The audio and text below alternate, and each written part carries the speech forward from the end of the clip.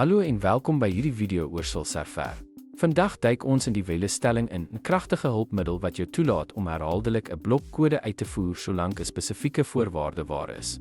Of jy nou bondels rekords verwerk, herhaalde berekeninge doen of valideringsroetines uitvoer, die WLS gee jou presiese beheer oor herhalende take in jou stilskripte.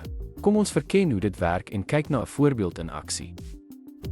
Die WLS evalueer 'n voorwaarde voordat dit die stellings daarbinne uitvoer, en as die voorwaarde waar is, loop die kodeblok.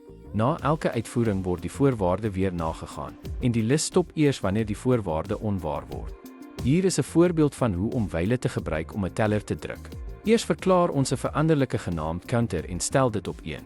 Dan toets die WLS of counter kleiner as of gelyk aan 3 is. As die voorwaarde waar is, druk dit die huidige pogingnommer en verhoog dit die teller met 1. Sodra counter 4 bereik, word die voorwaarde onwaar en die lys stop outomaties.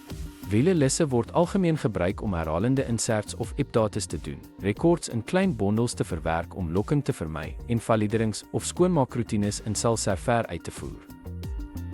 Om af te sluit, is die WLS-stelling in Salserver 'n praktiese manier om herhalende take te outomatiseer en iteratiewe bewerkings doeltreffend te bestuur. Deur dit verstandig te gebruik, kan jy bondelverwerking stroomlyn, opdaterings of invoegings in gedeeltes hanteer en gestruktureerde beheer oor jou skripte behou. Om die WLS te bemeester, kan die manier waarop jy met Salserver werk aansienlik verbeter en jou kode meer dinamies en doeltreffend maak.